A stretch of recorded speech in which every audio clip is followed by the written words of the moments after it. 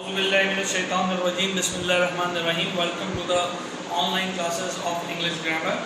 This is a lecture number 2 we are going to deliver, and the speciality of this lecture we also have included the different forms of verb as we discussed in the lecture number 1. So let's continue our lecture number 2, but before we start with the lecture number 2 we have to recall what we have learned in the lecture number 1. We have learned the 2 to 3 basic aspects like what are the tenses, how we define the tenses, and how many types of tenses we have learned so far, which obvious and is displaying in your screen. Present tense, past tense, future tense, these are the 3 classification of tenses, and as we know from the previous lecture that these 3 will be further classified into the 4 individual parts like present indefinite, present continuous, present perfect, and perfect continuous. So each of these, what I mean to say, each of these means present indefinite may further classify into the 3 or to 4 types. Why?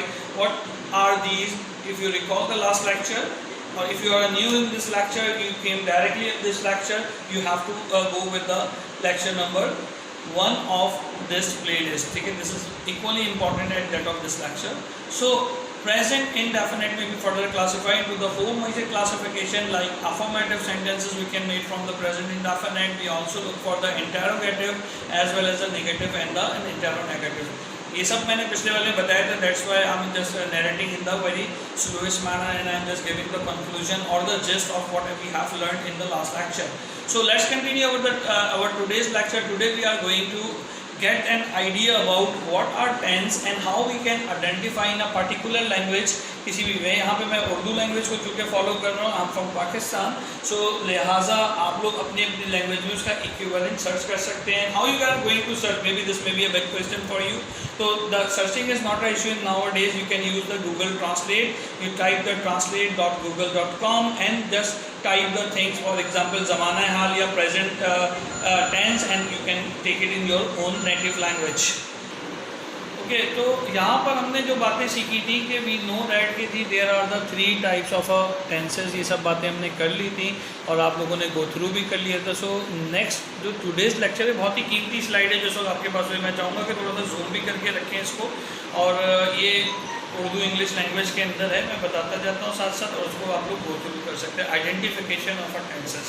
अगर आपको ये बहुत अच्छे से याद हो गया, इस स्लाइड के बारे में आप थोड़ा सा समझ पाए, तो उम्मीद है कि आप बाकी भी जो तमाम चीज़ें हैं वो आसानी से समझ लेंगे. फॉर एग्जांपल, अब ज़रा सा एग्जांपल आप नोट करेंगे कि किस तरीके से ये आइडेंटिफिकेशन ऑफ आवर टेंसेस हम देख सकते हैं, गो थ्रू कर. For example, if it is a tense of present, ठीक है, अगर ये किसका टेंस है, प्रेजेंट का टेंस है, तो हम इसमें देख रहे होंगे आखिर में इसके जुमले में, उर्दू के जुमले में यानी हमारी नेटिव लैंग्वेज में इसकी निशानी क्या आ रही होगी, है, हैं और हूँ. हूँ किसके साथ आता है, जब मैं अपने बारे में बात कर रहा हूँगा, जैसे मैं अपने वालिद का कहना मानता हूँ, तो आखिर में हूँ आ रहा है, तो लिहाजा ये प्रेजेंट का है. मैं अपने वालिद का कहना मानता था, ठीक है.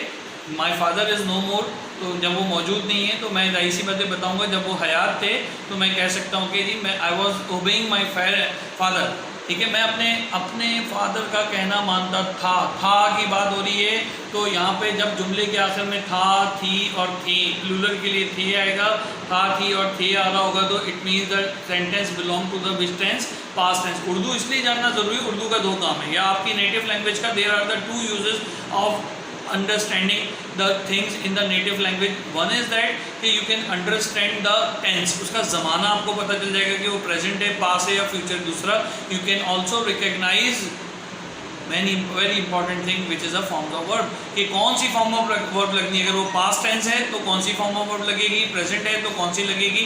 तो ये याद रखना है कि अगर present tense है तो लास्ट में जुमले की क्या आ रहा होगा, है, हूँ आई के साथ यानी मैं के साथ आएगा. जैसे मैंने अभी बताया, मैं दरवाज़ा खटखटाता हूँ, ये भी एक जुमला हो सकता है. वो पैदल स्कूल जाता है, अभी तावा को नहीं देखना है, अभी सब प्रेजेंट की पहचान देख रहे हैं, तो लास्ट में क्या आएगा, है, हैं ये आ रहा होगा. इसी तरीके से पास्ट में क्या आ रहा होगा, था, थी और थे आ रहा होगा. इसी तरीके से था, थी और थे भी आएगा. थे नहीं, बड़ी ए के साथ आएगा, आती थे, जैसे ये गे लिखा हुआ है। इसी तरह फ्यूचर के अंदर जब ये जुमला होगा तो क्या कहलाएगा, मैं अपने वालिद का कहना मानूंगा, गा आ रहा है यहाँ पे आखिर में, you immediately recognise the tense belong to the future. कौन सा टेंस है ये, it is the future tense, ठीक है। अब ये बात आपको पता चल गई कि आखिर के जुमले को अगर देखेंगे, है, हूँ लगा हुआ है, था थी थे लगा हुआ है, गागी गे लगा हुआ है, उसके हिसाब से we can classify them into the present tense, past tense और फ्यूचर टेंस। अभी हमने पीछे पढ़ा था, अगर आपको याद हो कि एवरी टेंस, ये एरो से अंदाजा लगा लें कि प्रेजेंट के भी ये 4 हैं, फ्यूचर के भी ये 4 हैं और पास्ट के भी ये चारों हैं। पीछे पढ़ा था ना हमने पिछली स्लाइड में, अगर आप देखें तो पिछली स्लाइड में ये आपको नजर आ रहा है, प्रेजेंट के भी इंडेफिनेट, कॉन्टिन्यूस, परफेक्ट और परफेक्ट कॉन्टिन्यूस है। इसी तरह से पास्ट के भी ये चारों मौजूद हैं और फ्यूचर के भी ये चारों मौजूद हैं हमारे पास, सही है भाई। तो यहाँ पर अगर आप देखें तो मैंने इनमें तीनों में एरो लगा दी, यानी इसके भी ये 4 हैं, इसके भी ये 4 हैं और इसके भी ये 4 हैं। तो अब आते हैं हम इंडेफिनेट पे। तो इंडेफिनेट ये बार बार ये स्लाइड हम डिस्कस करेंगे, अगर आपको पहली दफ़ा में मेमोराइज नहीं हो रही, ये लिख कर कहीं पर चार्ट बना सकते हैं। इसको आप होमवर्क का क्वेश्चन नंबर 1 रखिए कि आप इसका चार्ट बना के रखें ताकि आपको याद रहे। तो इंडेफिनेट में क्या आ रहा होता है, ता, ती और ते आ रहा होता है। तो अब मैं आपके सामने जुमला बोलता हूँ कि हम हॉकी नहीं खेलते हैं, ते हैं, हम हॉकी नहीं खेलते हैं, आखिर में ते आ रहा है तो वो इंडेफिनेट है, और हैं आ रहा है तो वो प्रेजेंट का इंडेफिनेट है। दोबारा बोलता है जुमला, हम हॉकी नहीं खेलते थे, तो ते आ रहा है तो इंडेफिनेट है जहाँ माउस का कर्सर है, और थे आ रहा है तो वो पास्ट है। इसका मतलब ये जुमला किसका हो गया, पास्ट इंडेफिनेट का। एक दो और प्रैक्टिस करते हैं। हम सुबह सवेरे वर्जिश करेंगे, तो गे आ रहा है यहाँ पे तो फ्यूचर है, और तार है करते गे, तो ये हमारे पास इंडेफिनेट का फ्यूचर आ रहा है। थोड़ा सा ऑकवर्ड लग रहा है लेकिन ऐसे मिलाकर पढ़ना है।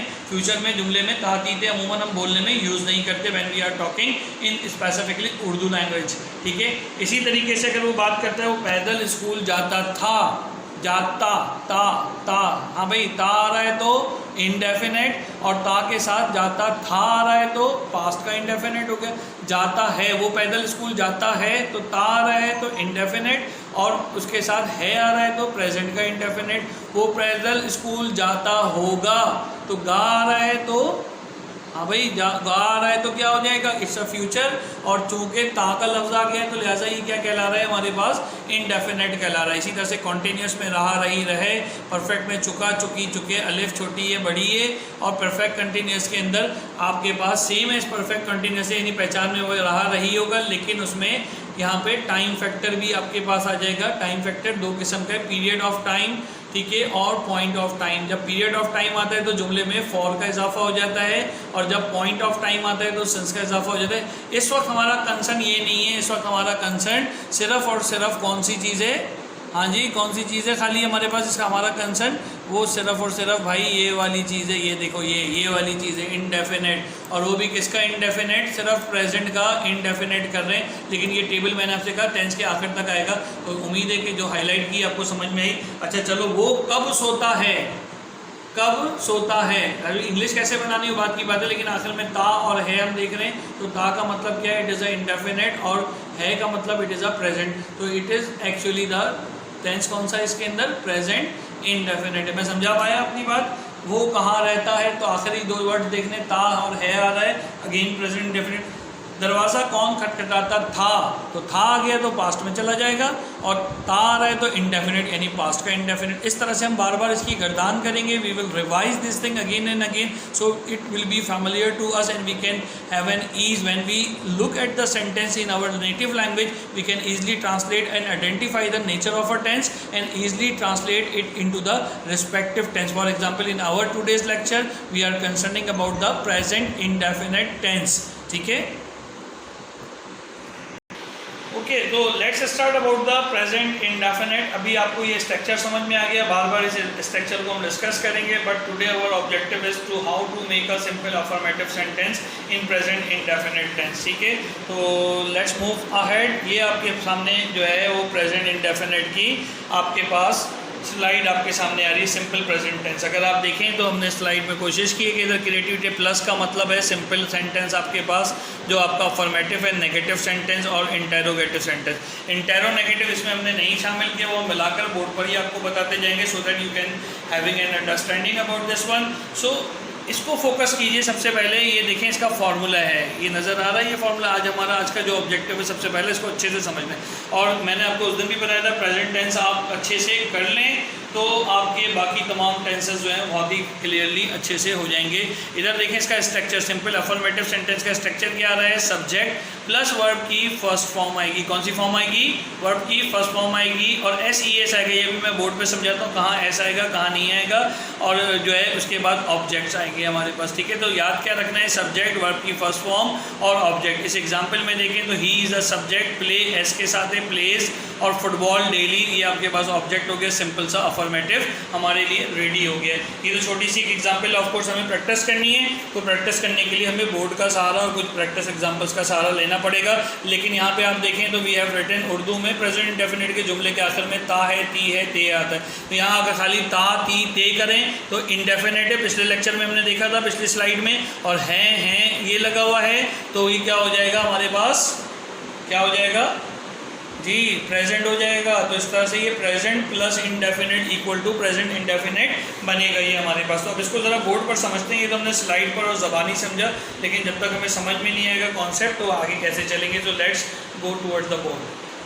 ये यहाँ पे देखें जो भी हमने फॉर्मूला देखा था, सब्जेक्ट प्लस वर्ब की फर्स्ट फॉर्म और ऑब्जेक्ट, वहाँ पे SES लगा हुआ था, मैंने वो SES यहाँ पे हटा दिया। उसकी वजह भी बताता चलता हूँ मैं आपको कि S या ES जो है वो सिर्फ लगेगा किसके साथ, पीछे हमने फर्स्ट लेक्चर में पढ़ा था, थर्ड पर्सन सिंगुलर, किसके साथ लगेगा, थर्ड पर्सन सिंगुलर के साथ लगेगा S या ES, और बाकियों के साथ S या ES नहीं लगना है। तो लिहाजा ये ध्यान रखना है हमने कि बात किसके बारे में हो रही है। जैसे ये पहला सेंटेंस है, मैं खत लिखता हूँ, मैं किसके बारे में बता रहा हूँ, अपने बारे में बता रहा हूँ कि मैं खत लिखता हूँ। तो सबसे पहले क्या देखना है, ये ता देखना है। देखिए ये ता नज़र आ रहा है, तो इसका मतलब ये कौन सा जुमला हो गया, ता का मतलब इंडेफिनिट, और हूँ का मतलब प्रेजेंट, तो कौन सा जुमला हो गया, ये प्रेजेंट इंडेफिनिट। ये निशानी आपने पिक कर ली, तो इसका होता है प्रेजेंट इंडेफिनिट। इससे ज़्यादा इसमें क्या लिखना है कि लिखना आ रहा है, लिखने की वर्ब क्या होता है, राइट होता है, तो लिहाजा वर्ब की फॉर्म पकड़ ली। बाकी कुछ भी इसमें से कुछ खास नहीं होगा।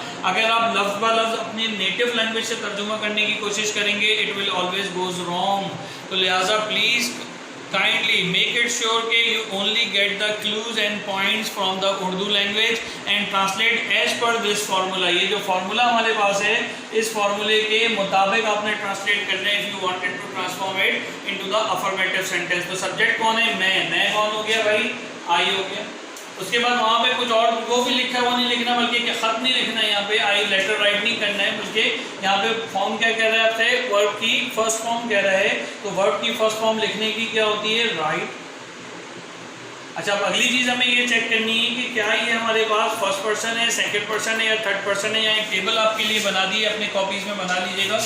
फर्स्ट पर्सन सिंगुलर आई होता है, फर्स्ट पर्सन प्लूरल वी होता है, second person singular plural you ही आपके पास आएगा, ठीक है। और उसके बाद थर्ड पर्सन में ही, शी, इट या कोई नाम सिंगुलर होगा तो सिंगुलर हो जाएगा, और प्लूरल में दिया जाएगा, ये आपने याद रखना है। और यहाँ क्या बताया मैंने आपको, इधर देखिए एस या ES कब लगेगा, जब थर्ड पर्सन सिंगुलर होगा। तो थर्ड पर्सन सिंगुलर है, आई किधर मौजूद है, आई इज ऑफ, इन दोनों कॉलम में देखें फर्स्ट पर्सन के सिंगुलर में मौजूद है, इसका थर्ड पर्सन में नहीं है, तो S या ES नहीं आएगा। खत लिखता है आई राइट अ लेटर, क्या आ जाएगा यहाँ पे, आई राइट अ लेटर, बस बन गई, इंग्लिश हो गई है आपकी। इतनी मजे से फटाफट हो गया अकॉर्डिंग टू द फॉर्मूला। अगला जुमला देखते हैं, एग्जांपल 2, वो क्रिकेट खेलता है। पहले तो पहचान लो प्रेजेंट इंडेफिनिट है भी कि नहीं है, क्योंकि जो टेंस होगा उसके फॉर्मूले के मुताबिक काम करना है, वरना तो काम नहीं करना। सबसे पहले देखिए यहाँ पे ता नज़र आ रहा है, इसका मतलब इंडेफिनिट तो ये है।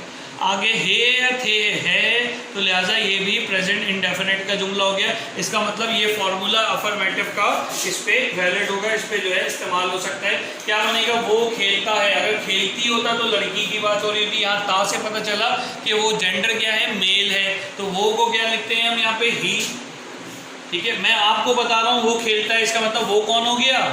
आगे वर्ब की क्या फॉर्म आएगी, जल्दी से मुझे बताओ, ही, प्ले, SES आएगा कि नहीं आएगा। मैं आपको बता रहा हूँ कि वो खेलता है, आप कौन है, सेकंड पर्सन, मैं कौन हूँ, फर्स्ट पर्सन, और किसके बारे में बता रहा हूँ, उसके बारे में बता रहा हूँ, और वो जो वो है वो कौन है, थर्ड पर्सन सिंगुलर है, तो ही आ गया। तो इसका मतलब यहाँ पर हमारे पास इस रूल के मुताबिक S या ES आ जाएगा हमारे पास। So we will put a S on with the play. अच्छा, ये भी आपका एक सवाल है कि S कहाँ पे आएगा, ES कहाँ पे आएगा, IES कहाँ पे आएगा। ये अगला लेक्चर है हमारे पास, उसमें हम कवर करेंगे। फिलहाल आपको नाउन की फॉर्म्स की प्रैक्टिस जब आप कर रहे you will get to the he plays. क्या खेलता है भाई, क्रिकेट। He plays cricket. खत्म होगी बात, इतना जुमला बन गया हमारे पास, इंग्लिश भी तैयार हो गई, काम भी हो गया। एक और देखते हैं, वो अपना वक्त जाया करती है। टी जो आ रहा है इसका मतलब इंडेफिनेट है आ रहा है तो प्रेजेंट है, तो प्रेजेंट इंडेफिनेट के सेंटेंस है, पहचान आ गई। वो अपना वक्त जाया करती है, टी है तो ये वो कौन होगा, ही के शी। टी आ रहा है तो शी आ गया भाई, शी। और जाया करने को कहते हैं वेस्ट। वर्ब क्या है जाया करने का, वेस्ट। तो SES आएगा कि नहीं आएगा यहाँ पे, क्योंकि थर्ड पर्सन सिंगुलर है। वहाँ देखिए लिस्ट के अंदर थर्ड पर्सन सिंगुलर के साथ आपके पास S या ES इस फॉर्मूले के मुताबिक आना चाहिए। तो शी वेस्ट अपना वक्त जाया करती है, हर टाइम। क्या हो गया, शी वेस्ट हर टाइम, वो अपना वक्त जाया करती है। ये नहीं बोल देगा she is wasting her time, वो फिर टेंस चेंज हो जाएगा, क्योंकि हमने पहचान देखी है। पहचान देखे बगैर जब तक पहचान आपको याद नहीं होगी, देखिए जो स्लाइड में बनाया था यहाँ पर भी नजर आपको आ रहा है, इधर एक ग्रैप लें तो कंटिन्यूस ता ती ते जब भी आएगा तो इंडेफिनेट का होगा। इससे ताल्लुक इसका है लगा हुआ है तो प्रेजेंट, था थी थे लगा हुआ है तो पास, और फिर बंदा फ्यूचर में जाएगा। एक और जुमला ले लेते हैं, अहमद और लाइबा पढ़ते हैं। तो यहाँ पे अहमद और लाइबा क्या हो गए, सब्जेक्ट हो गए, अहमद एंड लाइबा। ठीक है, दो लोग हो गए तो ये प्लूरल हो गया। इसका मतलब ये प्लूरल है, मोर देन नेम्स आएगा, प्लूरल है, लेकिन थर्ड पर्सन अहमद ना आप है ना मैं हूँ। ठीक है, तो अहमद और लाइबा पढ़ते हैं, मैं आपको इन्फॉर्म दे रहा हूँ। अहमद और लाइबा, अहमद एंड लाइबा रीड्स। ठीक है, क्या हो जाएगा, रीड। एस नहीं लगाना है, क्यों नहीं लगाना है, बिकॉज ये थर्ड पर्सन तो है, but these are the third person plural. Third person plural हो जाएंगे ये, जब थर्ड पर्सन प्लूरल हो जाएंगे तो SES नहीं लगेगा, अहमद एंड लाइबा रीड। बस खत्म, ट्रांसलेट हो गया। ये जुमला भी इंग्लिश के अंदर लो भाई, इतना आसान था इंग्लिश में ट्रांसलेट करना। ये अफर्मेटिव के आपके पास प्रैक्टिस है, ये चीज़ें हैं। अब मैं कुछ फॉर्म्स ऑफ वर्ब दे रहा हूँ आपको और कुछ जुमले दूंगा, तो वो दोनों जुमले आपने उस तरीके से ट्रांसलेट करते जाने। उम्मीद है अफर्मेटिव समझ में आया होगा। आज का लेक्चर की वीडियो की लेंथ इंक्रीज हो गई है, तो लिहाजा इसको यहाँ पे रखेंगे। नेक्स्ट टाइम अफर्मेटिव से ही शुरू कर और इसके आगे का जो सिलसिला है, यानी अफर्मेटिव के बाद नेगेटिव और इंटेरोगेटिव कैसे बनता है, क्योंकि वो 1 मिनट का कॉन्सेप्ट नहीं है, उसमें भी कॉन्सेप्ट देना है, हेल्पिंग वर्ब का कॉन्सेप्ट देना है, तो लंबा चौड़ा काम होगा। तो लिहाजा इसको अगले लेक्चर के अंदर मुंतकिल करेंगे। अब जरा होमवर्क की तरफ चलते हैं। ओके जी, अब यहाँ पे जब हमने टेंसेस को लर्न कर लिया कि कैसे हमारे पास affirmative of a present tense जो है वो फॉर्मुलेट होगा। दोबारा से फॉर्मूला देखें, सब्जेक्ट प्लस वर्ब की फर्स्ट फॉर्म, और फॉर्म के साथ S या ES तब आएगा जब थर्ड पर्सन सिंगुलर होगा, और वो हमें नज़र भी आ रहा है हमारी स्क्रीन पे, बोर्ड पे भी हमने करके देखा। तो यहाँ तक हमने अपना लेक्चर रखना था। बात हो रही थी कि अब हम होमवर्क देखेंगे अपना। तो होमवर्क देखने के लिए you need to go with the next of the stuff. तो आपके लिए एक होमवर्क छोटा सा तैयार किया हुआ है हमने, ये देखें, ट्रांसलेट इनटू इंग्लिश के। स्क्रीन और क्लोज कर लें थोड़ा सा, इन बच्चों को नज़र आता जाए। ठीक है, पहला जुमला क्या नज़र आ रहा है, हम हॉकी खेलते हैं, वो पैदल स्कूल जाता है। ये मैं अपने उन साथियों के लिए भी कर रहा हूँ जो उर्दू को नहीं समझ रहे, तो वो उसको एटलीस्ट अगर हिंदी समझते हैं तो they can listen what ever I am saying, उसको ट्रांसलेट करने की कोशिश करें। हम हॉकी खेलते हैं, वो पैदल स्कूल जाता है, मैं अपने वालिद का कहना मानता हूँ, माली फूल तोड़ता है, मैं दरवाज़ा खटखटाता हूँ, तुम शोर मचाते हो, उस्ताद अंग्रेज़ी पढ़ाता है, वो झूठ बोलती है, तुम ख़त लिखते हो, बूंदाबांदी होती है। अब इसमें आपको सबसे पहली चीज़ तो यही देखनी जो मैंने आपको उस वक्त भी बताई थी कि ते और हैं, ता और हैं, ता और हैं, ता और है, ता और हूँ, ये जितनी भी चीज़ें आ रही हैं तो अभी इमीडिएटली रिकग्नाइज कि ये सेंटेंसेस किसके हैं, हमारे पास प्रेजेंट के, इंडेफिनेट के हैं। जितनी पहचान हमने की थी, आपने इसी तरह से अपनी कॉपी में यहाँ पे ट्रांसलेशन करनी है। अगले लेक्चर में इंशाल्लाह हम इसके सोल्यूशंस भी डिस्कस करेंगे, इसको फिल करके आपको दिखाएंगे। हाँ, एक मसला आ सकता है कि हो सकता है आपको खेलने की वर्ब की फॉर्म नहीं है, तो खेलने का प्ले हो गया, स्कूल जाता है, जाने का क्या होता है गो, और कहना मानना ओबे, फूल तोड़ना प्लग, PLOUGH प्लग। अभी थोड़ी देर में फॉर्म्स ऑफ वर्ब भी दिखाते हैं, जैसा कि इस लेसन के शुरू में वादा किया था कि काफ़ी सारी फॉर्म्स ऑफ वर्ब भी आपको बताएंगे, और उसी तरीके से आपने अपनी कॉपी में उसको नोट करना है। खटखटाना नॉकिंग, नॉक कहते हैं शोर मचाने को, मेक अ नॉइज़, उस्ताद पढ़ाता है तो उस्ताद के पढ़ाने को क्या कहेंगे, ये आपको पता है ऑलरेडी। झूठ बोलना टेल अ लाई, ख़त लिखना, फिर अगेन लिखने के बाद भी बूंदाबांदी, इट्सेल्फ बूंदाबांदी होती है तो इट डिजर्ट, DRIZZLE, ये हमारे पास इसकी स्पेलिंग है, वो फॉर्म्स ऑफ वर्ब में ऐड कर दिया है, उधर देख भी लेते हैं। तो आपको मैंने तकरीबन हर वो चीज़ जो कि ज़रूरी है आपको पता होनी चाहिए वो हमने यहाँ पर आपके सामने रख दिया। अभी कुछ फॉर्म्स ऑफ वर्ब आपके पास आ रही है, लास्ट टाइम वाली स्क्रीन भी आ रही है, ये आपने अपनी कॉपीज़ के अंदर बनाते जाना है और you have to learn it by heart. अगर आप वर्ब की फॉर्म्स में वीक होंगे तो definitely you are not going to understand the main concept of a theme, ठीक है, तो वो आपको समझ ही नहीं आएगा। ये देखते जाइए, मैं थोड़ा सा स्क्रॉल कर रहा हूँ, आपको जहाँ पे रोकना हो वीडियो पॉज करके इसको नोट कर सकते हैं। तो सिस्टमेटिकली अगर आप याद करेंगे 20-25 forms of verb in the each lecture, तो जितने टोटल लेक्चर 20 लेक्चर्स की सीरीज़ है, तो खुद सोचिए 700-800 फॉर्म्स ऑफ वर्ब आपको याद हो जाएंगी और आखिर में 700 याद करना it will be a difficult task for you. ये देखिए आगे मैं स्क्रॉल कर रहा हूँ, इसमें ब्रेक है, रन है, पुट है, कास्ट है। अच्छा, कास्ट के बारे में ये बात याद रखें, कास्ट का मतलब यहाँ रखना तो लिखा है हमने, लेकिन कास्ट करते हैं जैसे अदाकारों को कास्ट करना, शेडो साया कास्ट होता है, उसके लिए कास्ट का वर्ड यूज़ होता है और रखने के लिए पुट का वर्ड ही यूज़ होता है। बीट मारना, बाइट, क्रीप रेंगने को कहते हैं, ड्रा बनाना, ड्राइव चलाना, फीड, ये और सेकंड थर्ड फॉर्म भी लिखी है और ING वाली फॉर्म भी लिखी है, फील, फेल्ट, फेल्ट, इसी तरह से गो, वेंट, गॉन, जाना। ये आज की वोकेबलरी है जो हमारे पास आज के टेस्ट में इस्तेमाल होंगे। आज के जो लेक्चर में आपके कवर किए, ओबे, प्लग और ड्रिजल, ये आपके पास वोकेबलरी का चार्ट मुकम्मल हो गया है यहाँ पे आज के लेक्चर के लिए। उम्मीद है कि आपको समझ में आया होगा and you will enjoy the learning और keep learning, keep watching the things. आपको नजर आना चाहिए आज का लेक्चर शुरू यहाँ से हुआ था हमारे पास और बहुत ही इंपॉर्टेंट स्लाइड थी। So that is all about our side, from our side, and this is the end of our second lecture. Homework कीजिए ठीक से और ठीक से लर्निंग कीजिए, लेक्चर्स को कई बार देखें। उम्मीद है कि प्रेजेंट इंडेफिनिट के अफर्मेटिव का कॉन्सेप्ट अब आपको बिल्कुल क्रिस्टल क्लियर हो गया होगा। याद रखने वाली पॉइंट्स जो रिमेंबर हैं वो ये करने हैं आपको कि पहली चीज़ SES वर्ब की किस फॉर्म के साथ आता है, हमेशा याद रखिए। जब हम ना अपने बारे में ना जिससे हम सुन रहे हैं उसके बारे में बात कर रहे हैं, बल्कि हम किसी तीसरे आदमी सिंगुलर की बात कर रहे हैं तो SES लगेगा, अदरवाइज कभी S या ES नहीं आएगा। इसीलिए मैंने इसका इंटेरोगेटिव आज कवर नहीं किया। इंशाल्लाह in the coming class we are going to discuss the solution of this homework, and in the lecture 3 we are going to discuss in detail about the interrogative of present indefinite tense। आपने present को अच्छे से कर लिया, indefinite उसके बाद continuous, ये तो यकीन मानिए कि आगे आपको किसी भी टेंस को रटने की ज़रूरत नहीं पड़ेगी। बिल्कुल स्लो एंड स्टडीज़ को याद कीजिएगा। All the best, enjoy learning, take care of yourself, अल्लाह हाफ़िज़।